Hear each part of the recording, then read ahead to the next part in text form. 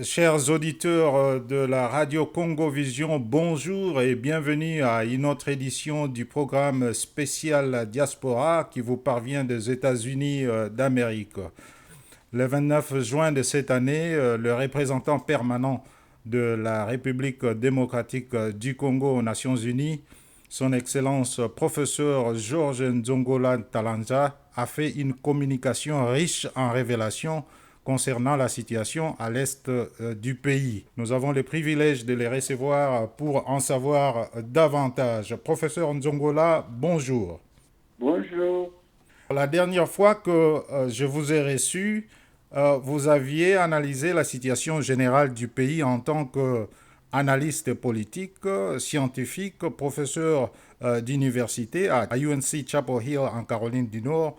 Aujourd'hui, je vous reçois en tant que représentant permanent de notre pays aux Nations Unies. D'abord, félicitations pour vos nouvelles fonctions. Merci beaucoup. Comment évaluez-vous maintenant la situation générale du pays à travers le prisme d'ambassadeur de la RDC à l'ONU que vous êtes? Oui, la situation générale est dominée bien sûr par la guerre à l'est du pays, vraiment qui nous fait beaucoup de mal, mais nous sommes quand même engagés à aller de l'avant. Par exemple, le processus électoral est engagé. On fait tout pour que les élections aient lieu en 2023 comme prévu. Et on essaie aussi d'améliorer les conditions de participation de tous les citoyens et de favoriser les femmes. Le deuxième problème, c'est la situation sécuritaire, principalement à l'est du Congo, où nos compatriotes sont affrontés par la guerre, par la déstabilisation, par des crimes ignobles depuis 26 ans. Et c'est une situation vraiment que personne ne veut contempler.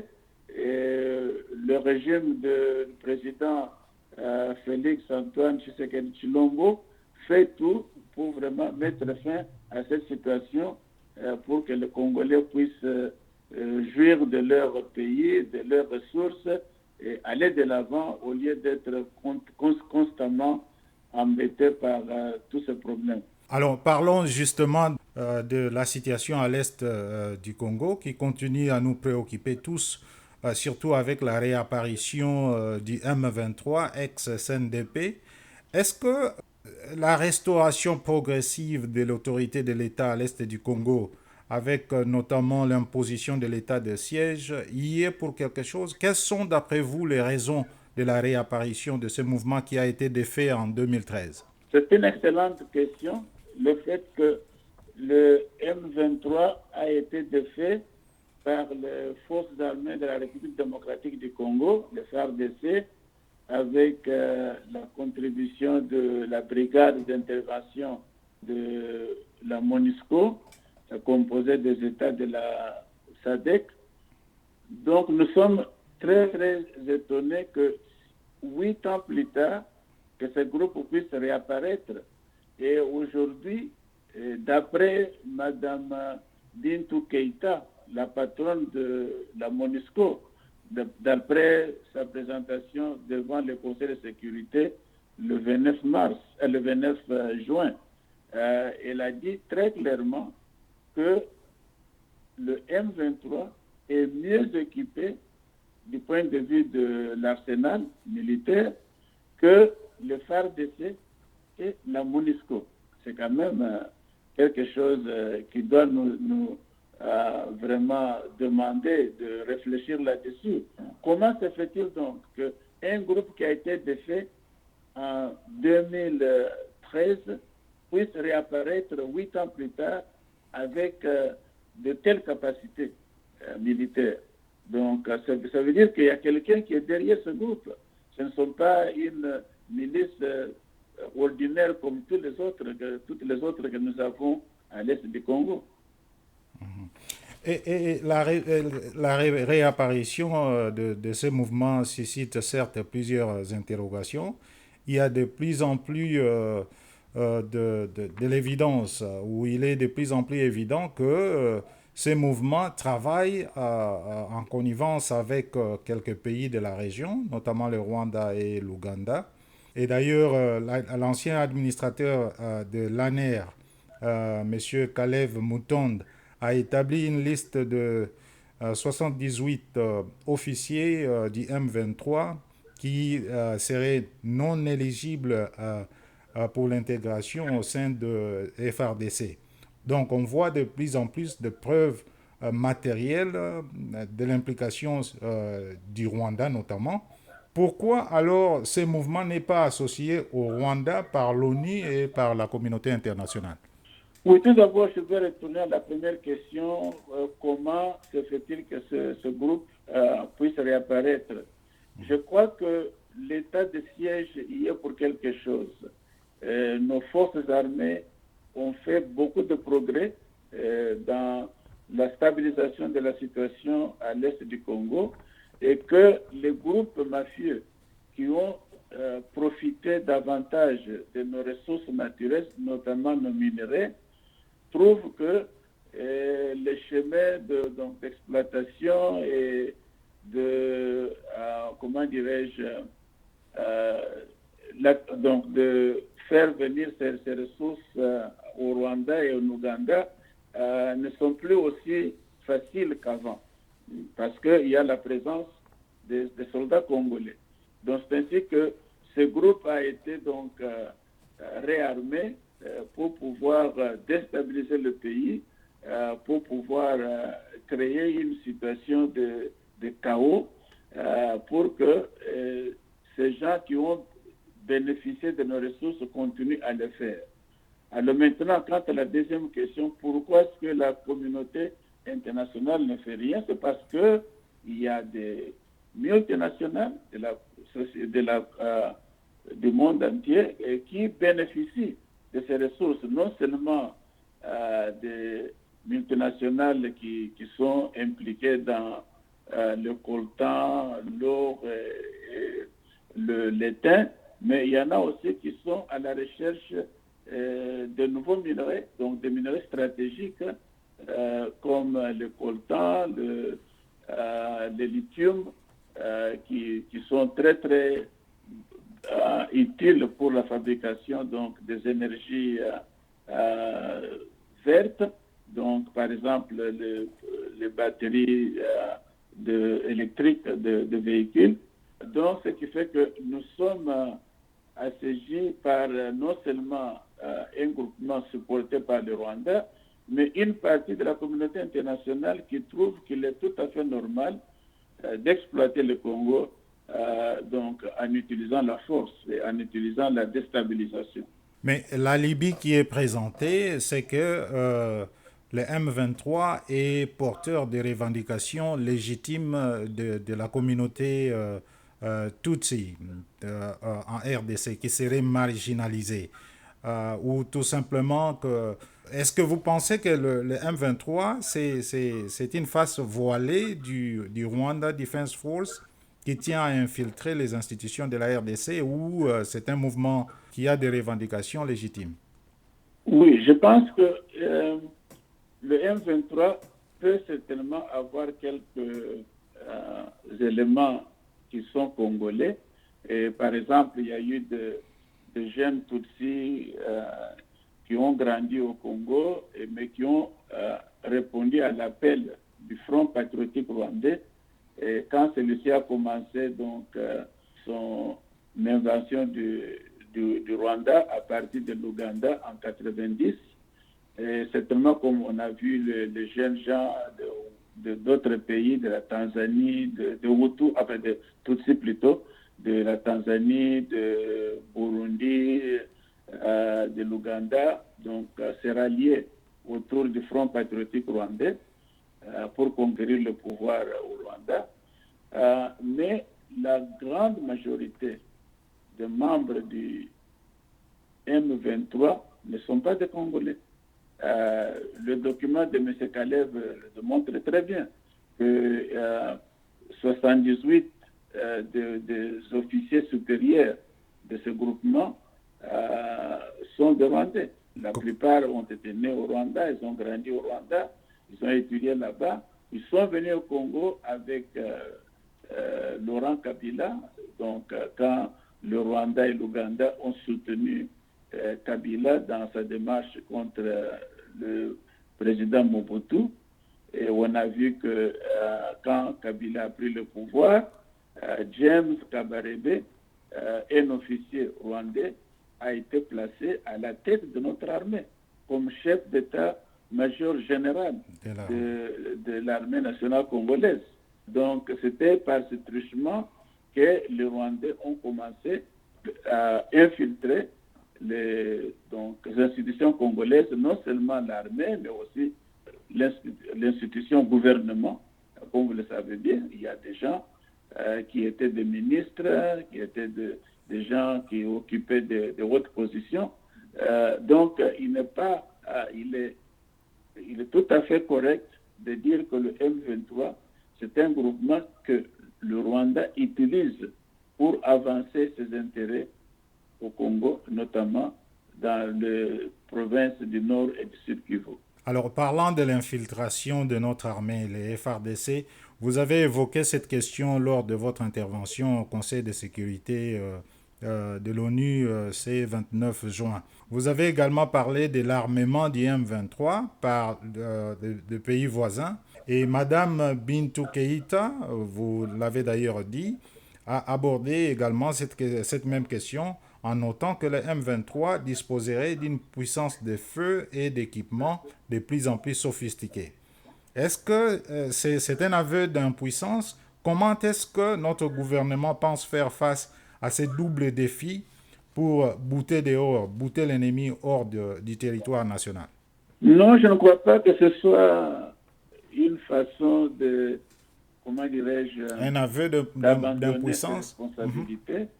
Notre pays l'a très bien démontré. Nous avons maintenant l'état de siège qui dure plus maintenant d'1 an à l'Est et qui a certainement changé un peu la situation, de sorte que les gens qui étaient impliqués dans l'exploitation de nos ressources minérales n'ont pas toujours la même possibilité de le faire comme avant.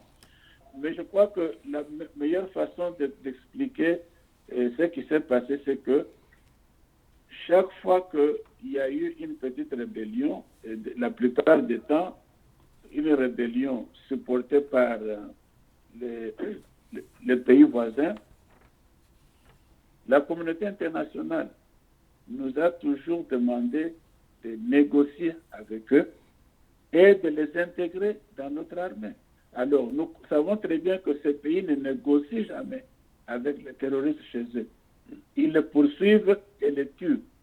Hein? Et pourquoi est-ce qu'ils demandent que nous asseyons avec ces terroristes et négocier avec eux et puis les intégrer dans notre armée quand ils n'ont pas l'intérêt de notre pays à cœur? Hein? Ce sont des gens qui représentent les intérêts extérieurs. Et vous les mettez dans votre armée, c'est certainement provoquer des situations que nous vivons aujourd'hui. Alors, je dis que le président Félix Tshisekedi n'a pas accepté ce genre de développement. On voit par exemple pour parler de Nairobi maintenant, c'est clairement indiqué que les milices doivent désarmer, ils doivent déposer des armes. Et puis, on leur appelle à intégrer la société et non pas à intégrer l'armée. Ils doivent retourner dans leur région d'origine, dans leur village et s'intégrer à la communauté et ne pas espérer qu'ils vont être enrôlés dans l'armée congolaise. Donc je crois que c'est vraiment une très bonne position et une position de courage qui montre que nous sommes prêts à défendre les intérêts de notre pays au lieu de faire ce que l'ancien président avait fait, de tenir ces négociations où les gens comme Bosco Ntaganda et Sultani Makenge et les autres ont été intégrés dans l'armée congolaise avec des grades qu'ils ne méritaient pas. Par exemple, Bosco Ntaganda, qui était un simple, je crois, Sergent caporal au ou Rwanda. sergent Sergent, je crois. au Rwanda, Oui. était maintenant général de l'armée congolaise. Dans son discours du 30 juin 2022, le chef de l'État, son Excellence M. Félix Tshisekedi, a indiqué sans équivoque que notre pays faisait face à une énième agression rwandaise sous le couvert du mouvement terroriste M23. Avec la suspension des accords avec le Rwanda et même l'Ouganda par notre Parlement, la RDC semble être déterminée à s'étayer une nouvelle image, l'image d'un pays debout qui veut lutter sur différents fronts, notamment le front militaire et le front diplomatique. Sur le front militaire, la RDC va-t-elle attendre l'intervention des troupes de l'EAC ou de la brigade spéciale de la SADC? Et sur le plan diplomatique, comment comptons-nous revoir nos relations avec le Rwanda et l'Ouganda, pays qui sont pointés comme pays agresseurs? Non, mais je crois que la situation actuelle montre très bien pourquoi notre gouvernement a pris comment dirais-je, une stratégie qui soit réellement intelligente. Nous demandons aux États de la région de venir nous aider à mettre fin à la pénétration de notre pays par leurs milices. Vous savez que presque tous les pays de la région ont des soldats dans notre pays. Soit des soldats qui sont là d'une façon légale, comme les Tanzaniens, les Kenyans, les Sud-Africains, donc de la brigade d'intervention des Nations Unies, et oui, aussi l'Ouganda qui a été invité pour nous aider à faire disparaître une milice qui est venue de chez eux, donc les ADF, qui est donc un mouvement islamiste qui a été fondé en Ouganda et maintenant, depuis 1995, est au Congo et est en train de commettre des crimes un peu partout. Donc, c'est vraiment une très bonne position, dire que voilà, vous avez vos soldats ici. Il y a des soldats du Sud-Soudan aussi, donc des rebelles sud-soudanais qui sont dans notre pays. Il y a des rebelles burundais qui sont dans notre pays. Donc, nous demandons à ces pays de venir nous aider à mettre fin à l'incursion de ces milices dans notre pays, qu'ils les remènent chez eux. Et s'ils veulent négocier avec eux, ça c'est leur affaire. Mais nous ne voulons plus le voir dans notre pays. Donc nous avons déjà fait beaucoup. Nous avons d'autres préoccupations. Donc nous ne pouvons pas faire tout cela nous-mêmes. Certainement, le FARDC sont capables de lutter et de mettre fin à toutes ces rébellions, mais ça prendra du temps et ça prend aussi beaucoup de ressources. Et donc, un coup de main des pays de la région est acceptable dans la mesure où ils ne viennent pas pour s'ingérer dans nos affaires. Alors, essayons un peu de nous éclairer sur la question de l'embargo sur les armes. Sommes-nous sous embargo, oui ou non? Quid des notifications pour l'achat d'armes? Est-ce que nous sommes tenus à informer les instances de l'ONU ou le Conseil de sécurité chaque fois que nous voulons nous procurer quelques équipements militaires? La réponse à toutes les deux questions est non.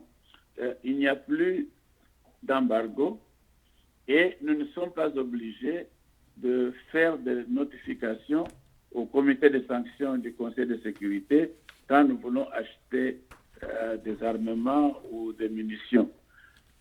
Ce qui existe est que la notification est imposée aux fournisseurs et aux pays fournisseurs de matériel militaire.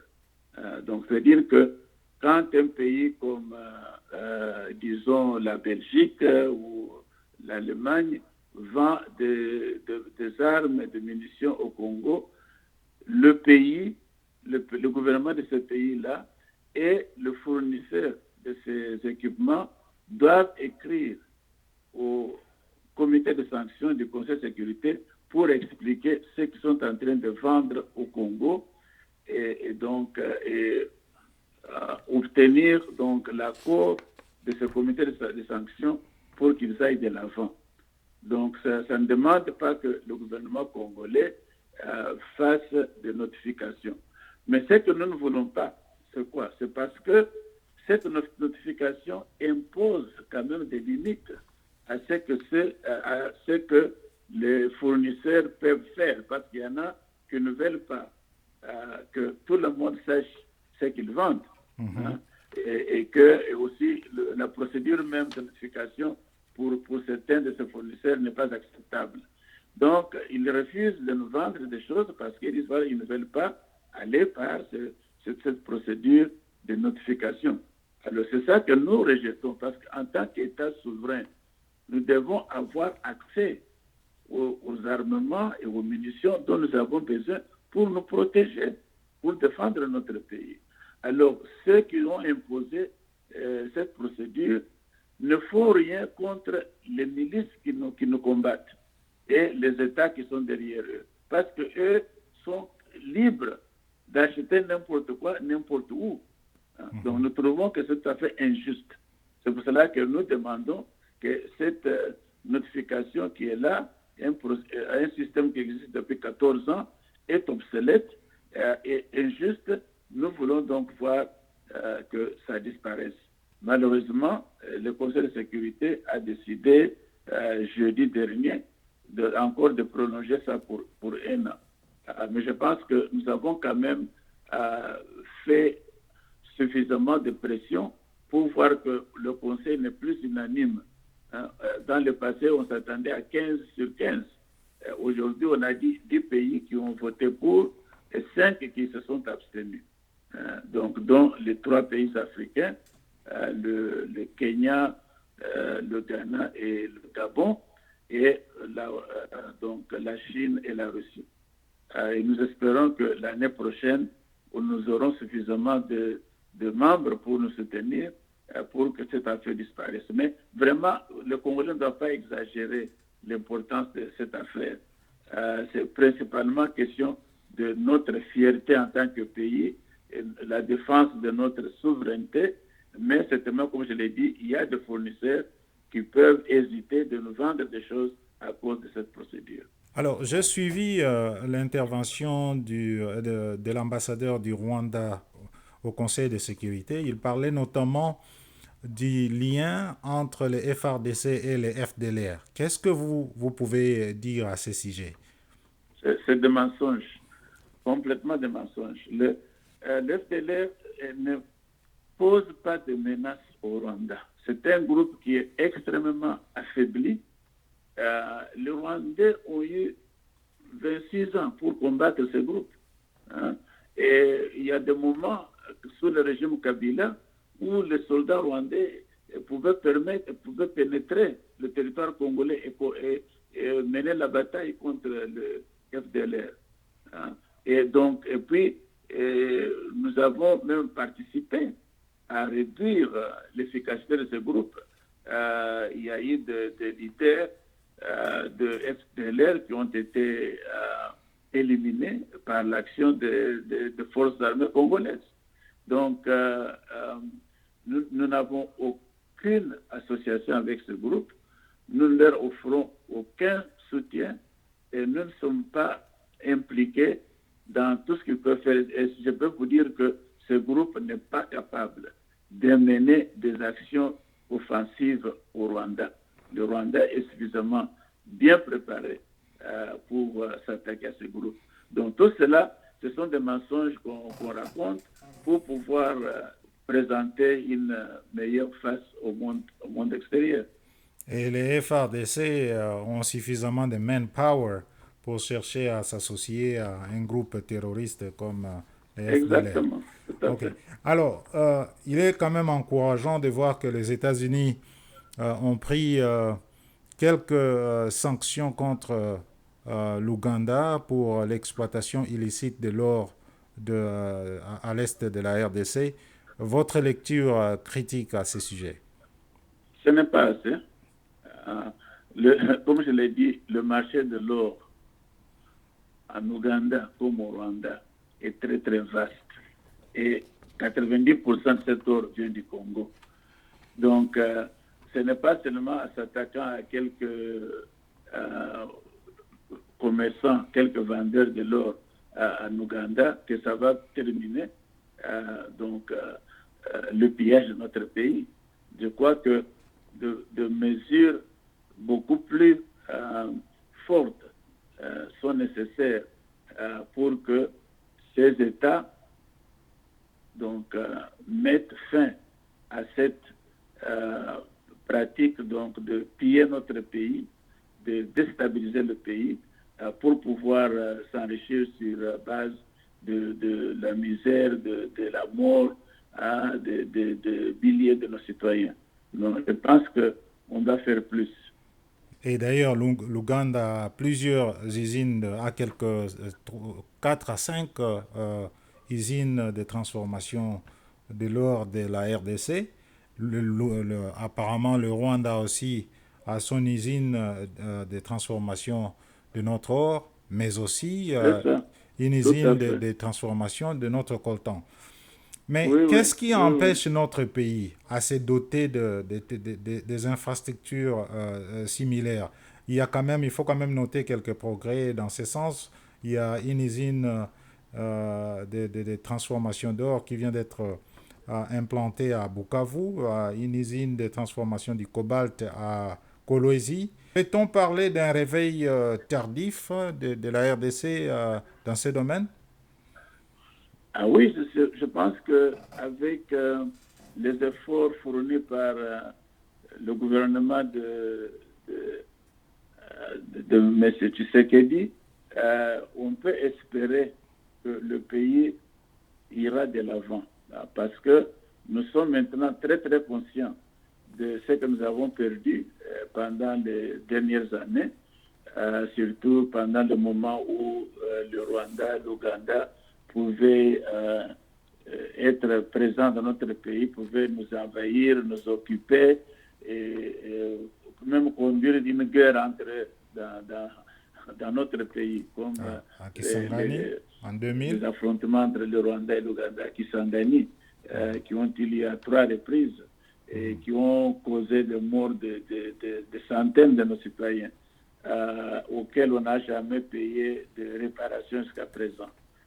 Donc, je crois que nous devons certainement user de nos ressources naturelles pour pouvoir développer notre pays. C'était ça. Patrice Lumumba est mort à cause de ça. Il est mort parce qu'il était engagé à ce que les ressources naturelles du Congo aident à développer le Congo et l'Afrique. Et non pas à être pillés par quelques personnes qui veulent s'enrichir au détriment de millions d'êtres humains. Donc, je crois que ce qui se passe maintenant avec cet accent sur l'investissement, le fait que nous devons investir non seulement les étrangers, mais des Congolais. Nous avons certainement beaucoup de Congolais qui sont capables d'investir dans notre économie et de pouvoir créer des emplois pour nos jeunes et vraiment mettre notre pays sur la voie du développement.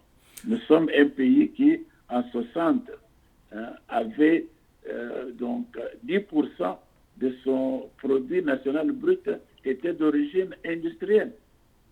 Aujourd'hui, c'est un petit pourcent. Donc, je crois que nous sommes capables de faire avancer ce pays si nous engageons vraiment à mettre l'accent sur le peuple d'abord, qui est le motto du gouvernement.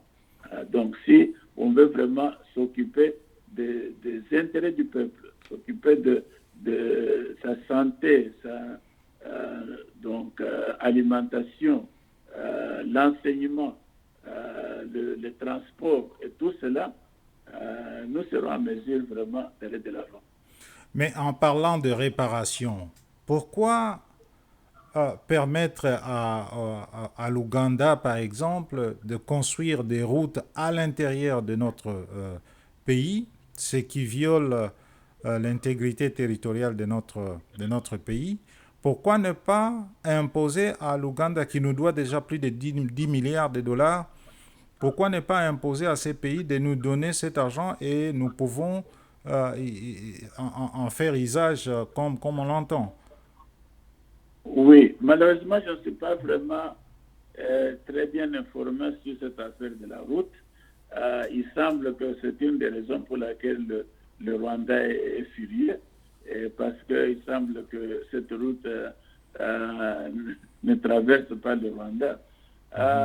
Je ne sais pas exactement ce qui a été derrière la décision de notre gouvernement de permettre au Rwanda, à l'Ouganda, de construire cette route. Mais nous avons quand même dans notre passé et même notre présent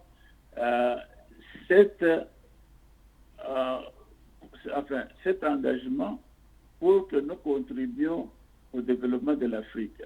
Et ce développement demande qu'il y ait donc une collaboration, qu'il y ait une coopération entre les pays africains, que nous devons construire notre propre Afrique de demain par l'intégration économique régionale. Et je crois que s'il n'y avait pas ce problème de guerre, de tuerie et tout cela, on aurait pu être très très loin, parce que nous sommes une région qui est extrêmement riche en ressources naturelles et une région extrêmement belle, et nous pouvons faire beaucoup. Le tourisme, par exemple, souffre beaucoup de toutes ces guerres, parce que nous avons vraiment la forêt, nous avons de montagnes, nous avons des lacs, nous avons vraiment la forêt qui est vraiment très très belle à exposer à l'humanité. Mais voilà que nous perdons le temps à nous combattre au lieu de s'unir ensemble. Et je crois que le président Tshisekedi avait cette idée de promouvoir la politique de bon voisinage et la collaboration entre les pays pour que nous puissions aller de l'avant.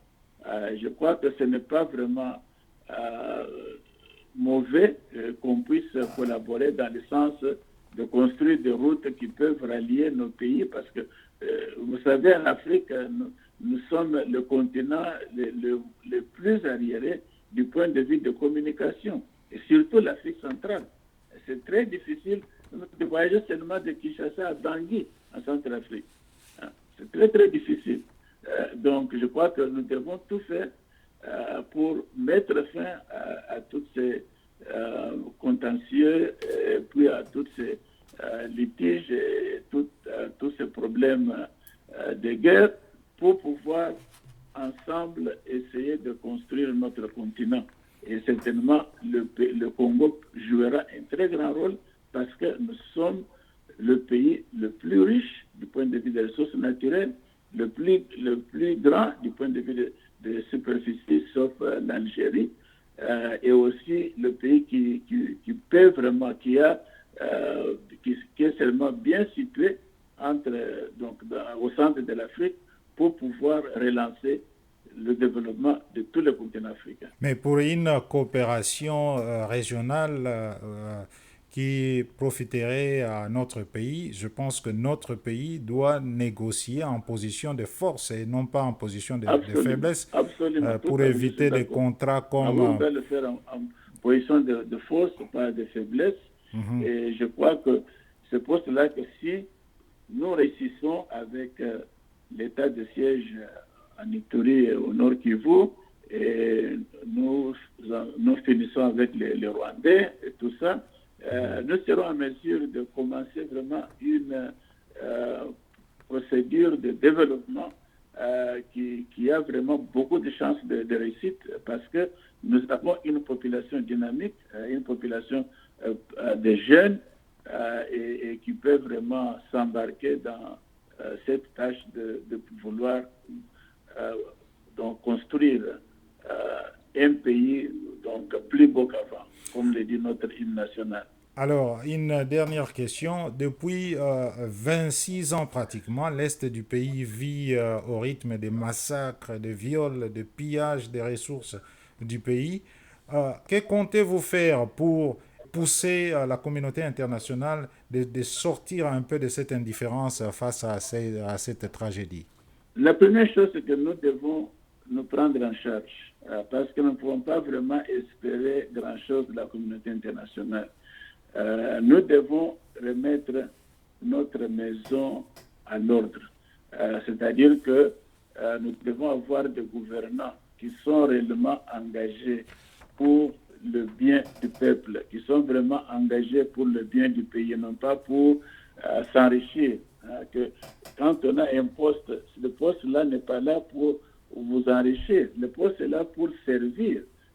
Quand nous acceptons d'avoir un poste politique, c'est dire que nous voulons rendre service à la population et pas rendre service à soi-même. Donc, nous devons tout d'abord mettre la maison en ordre. Et puis après cela, nous serons en mesure de défendre nos intérêts, nous serons en mesure de faire tout ce que nous voulons faire, compte tenu des moyens dont nous disposons. Alors, un mot pour les Congolais qui veulent absolument apprendre que nos forces armées récupèrent finalement Bunagana. Oui, certainement, nous sommes avec nos forces armées. Nous prions pour elles et aussi nous les supportons. Certainement, ce sera nécessaire de montrer que nous sommes capables de protéger nos villages, nos villes, nos territoires. Et certainement, Bunagana présente donc une bonne opportunité que nous devons commencer par là, vraiment chasser les envahisseurs et prendre le contrôle de notre pays. Et puis après cela, nous pouvons continuer à faire la même chose ailleurs, là où il y a menace de qui que ce soit, pour que notre grand et beau pays puisse réellement se prendre en charge et aller de l'avant. Merci. Nous rappelons à nos auditeurs que nous recevions le professeur Georges Nzongola Ntalanza, qui est représentant permanent de la RDC aux Nations Unies à New York. Professeur, merci d'avoir accepté notre invitation et à la prochaine occasion. Mon plaisir et merci pour l'invitation. Docteur Sylvestre Ngoma vous dit merci d'avoir suivi cette émission and goodbye.